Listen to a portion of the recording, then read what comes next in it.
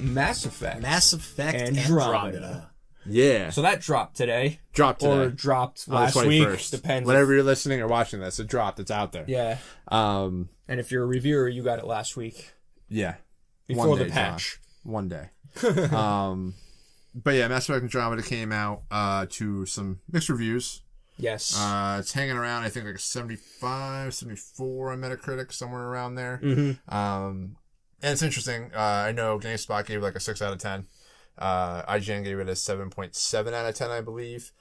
So for a Mass Effect game, and this is what's really interesting about what we were talking about last week with Zelda, everybody's kind of freaking out about like a 7.7 rating, which seems to be like kind of like the average around there. Yeah. Which is a good game, but because it's Mass Effect, people are just tearing it apart. Yeah. It seems like in a lot of different ways, or at least a lot of the users or user reviews are probably tearing it apart. Right. One thing though is, unlike with Zelda, people the general story was that Zelda was amazing. Yeah, exactly. And it can't be bad. But with this one, the general story is Mass Effect is doing bad. Yeah, I think as far as reviews go, Yeah. and some of the stuff that we talked about last week with some of our worries, like the glitches or the facial expressions. facial animations, which is a big thing, which I guess they'll fix eventually. But I don't know. Can they fix that? I don't know if they can. Yeah, I mean think that's a ship has sailed. I guess it depends on what they have to, like how they actually created the game. Because if it's a mocap, which I doubt it is, because you can make custom faces. So I mean, there might be some.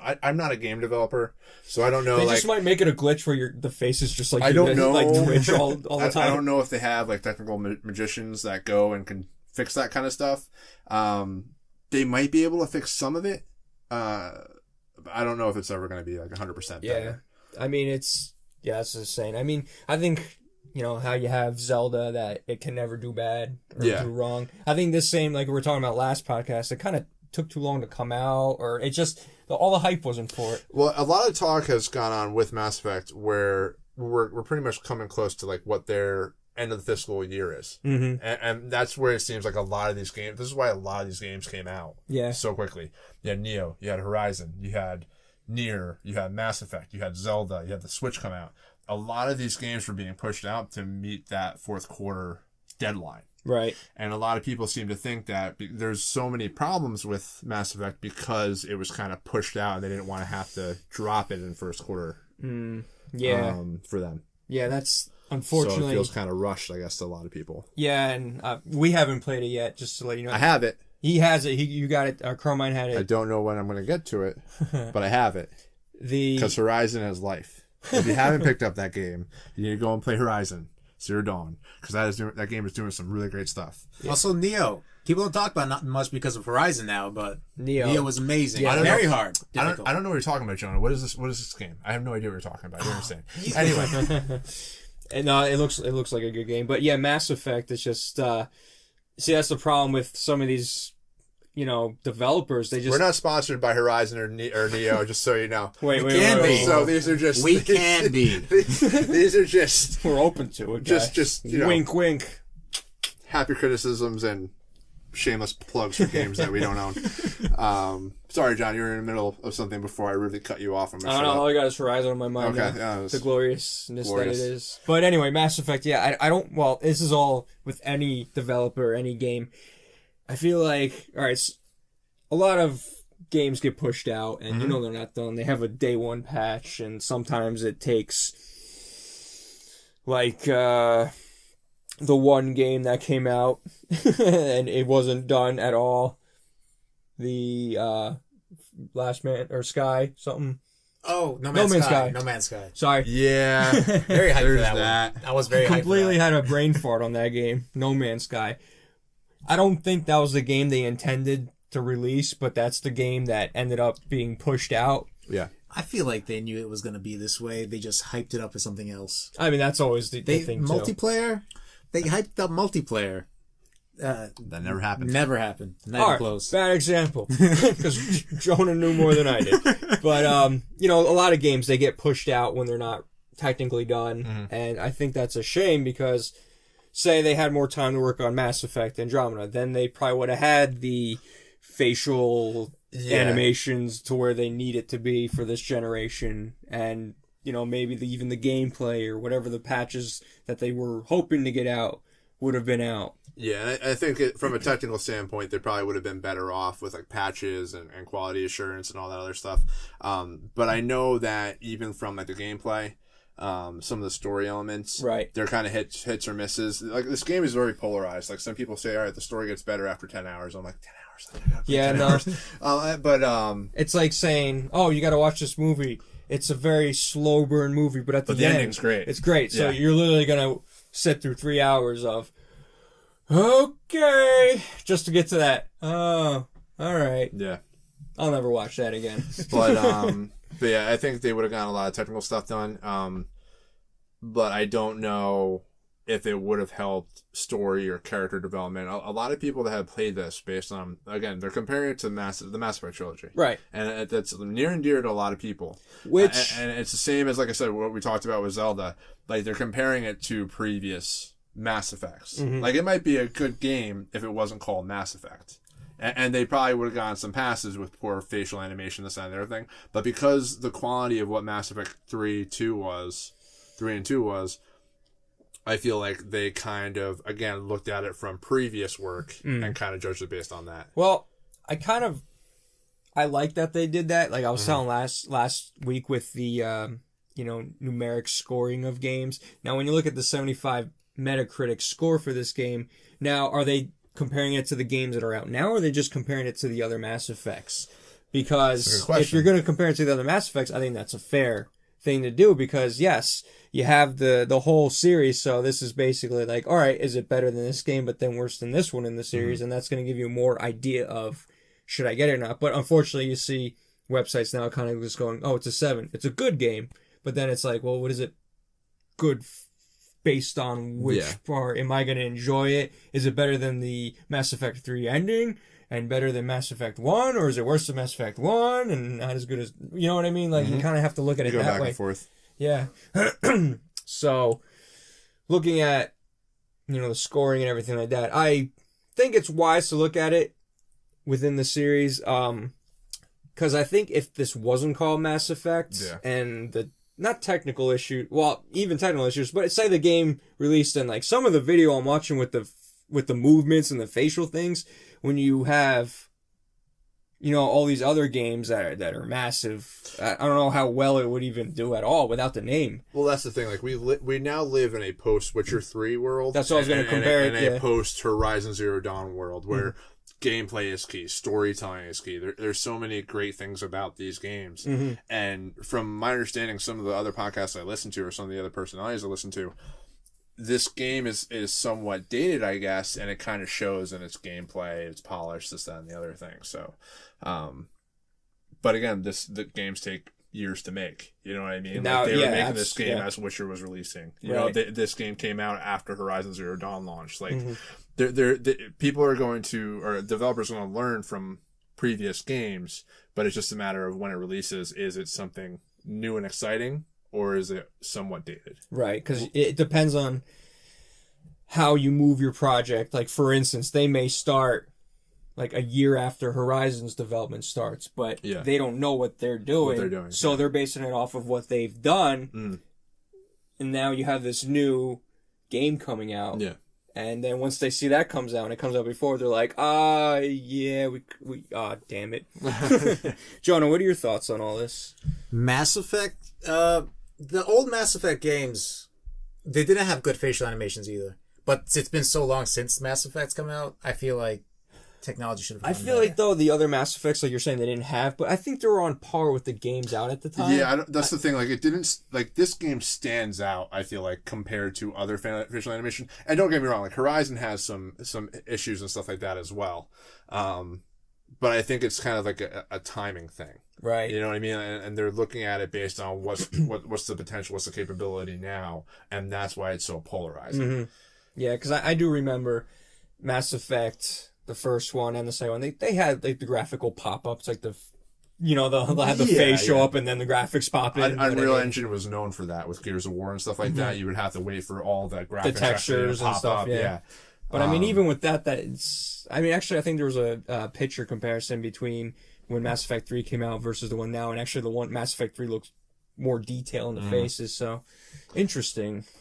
But yeah, I would say this one, like you said, stands out a little bit more because of the world we live in. Yeah. You know, we're dealing with 4K graphics, HDR, upgrades, Scorpio coming out soon. So maybe, I don't know, maybe they'll have a patch where you have like the 4K version or something like that. Yeah, I mean, like I said, it's interesting to think about. Like, it came, like, I don't remember. John, you remember when Mass Effect 3 came out by any chance? I'm not sure. Probably like 2010. Give or take, probably around Something that like that. decade. But you look at, like, where Andromeda is. Like, if Andromeda came out maybe a year, 2 years after 3 came out, I think we'd be having a different conversation. But because it came out after all these big blockbuster games that have really changed the way that we perceive gameplay and storytelling, again, I think it's a matter of, it's just poor timing. Right. And I think this being a different dev team, still BioWare, but a different dev team. The BioWare team that made the original trilogy is working on a new project. I guess we're going to find out about that this year, maybe at E3. But this kind of seems like that Batman Arkham Origins kind of a story where they had Warner Brothers Montreal do it instead of Rocksteady. And in our heads, we couldn't get around that. Right. Like a lot from a critical standpoint, it would never be as good as what Rocksteady did because it's not Rocksteady. Right. Or for this scenario, it's not the normal BioWare team that made Mass Effect. Well, when we look at, you know, because that's true, you kind of dump a whole franchise on someone else's lap. You're like, hey, we did a good job. Here, go try to figure it out. Play, have fun. Yeah, exactly. I think looking at that though, I feel Halo 4 was a good example of something done right. Yeah. It was different enough to It was different enough. You know, it wasn't Bungie working on it, but you knew. mean, yeah. I'm getting my developers all screwed up. Like, you knew it wasn't Bungie Bungie because the way it felt was different, but it played great. The single player campaign was cool. The multiplayer was the same old awesome multiplayer.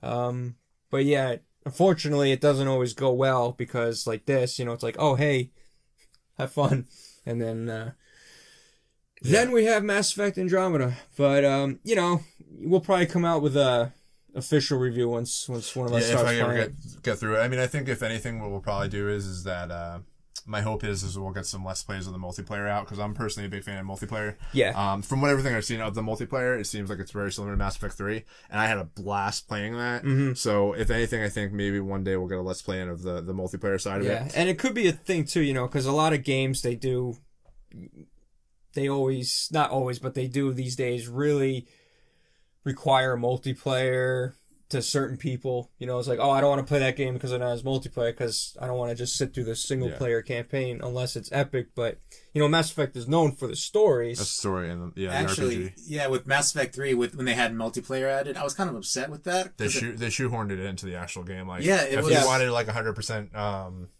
universal readiness, I guess to have like. I think the way that they worked it in, spoilers for Mass Effect 3. But clap start spoilers. I'm gonna clap again after the spoilers is done. At the end of it, you have like the 3 basic endings pretty much. But based on your multiplayer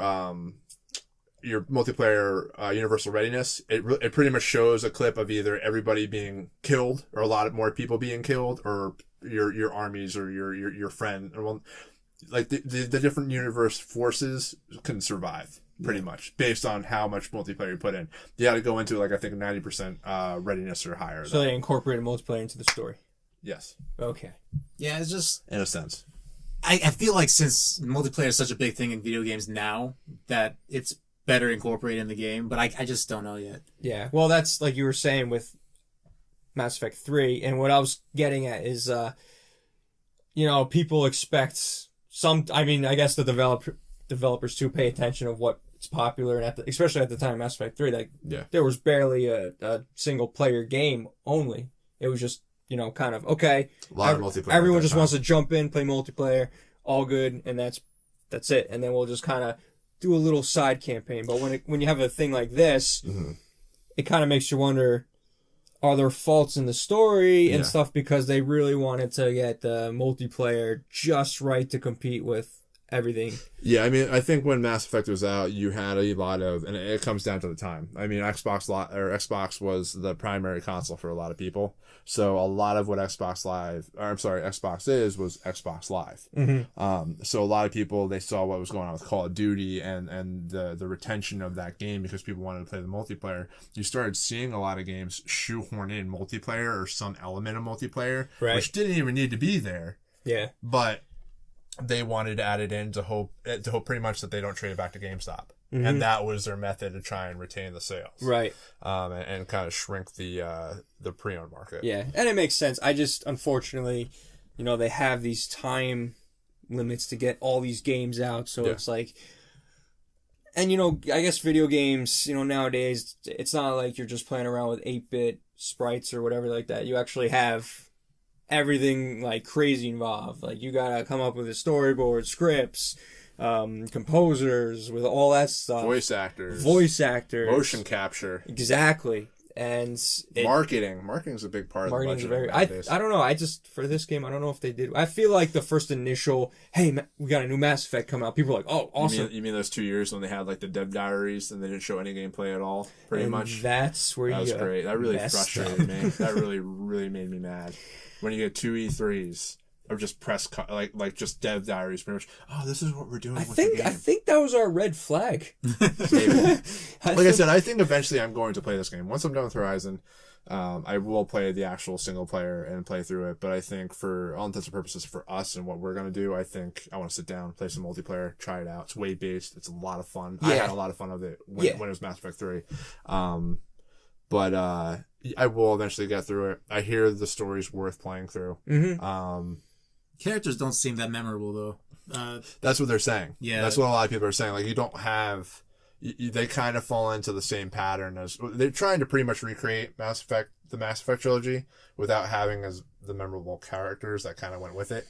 So... It's not good. It's not a good strategy. I'm going to be excited for Mass Effect 4. So we'll see what happens. And they haven't really committed to saying that like Andromeda is going to be a trilogy. Like they kind of want everything to kind of stand on its own.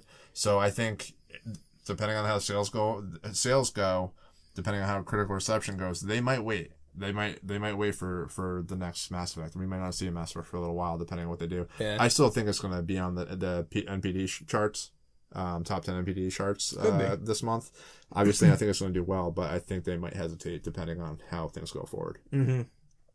All right. Well, yeah, we'll close that on that. I mean, any final thoughts, Jonah? I'm still just not really hyped at all for the game. Even if I haven't played it, I just don't feel the need to play it. Yeah. So I mean, I want to give the game... Stop wasting your time. Neo and get Horizon Zero Dawn. I have to beat Nobunaga. You God bless you. I definitely want to... I'll check it out. I'm gonna hear through Carmine how it is, and then we'll rock out some multiplayer. Yeah, I think that's gonna be the fun time. Yeah, I don't like hearing what other people think and then not play the game because there's a lot of gems out there that never got. This is how you have rare games. So my advice to you guys is go out and buy 2 copies. One you never open, put it on your shelf, and play this game because many people might not buy it, and then it could be worth something. Sure, it's gonna do millions. Hopefully, you're welcome, EA. All right, guys. So, close on that. Yeah, I mean, like I said, gonna go play some multiplayer, and I'll eventually get to the game. But I think the story will be told in a month or two, and see how this game's selling. But guys, let us know what you guys think. If you guys played it, let us know if we're off base, if we're on target. I mean, we haven't played it, so we're just kind of speculating on what's out around the game and based on reviews and technical issues. So, stay tuned, guys.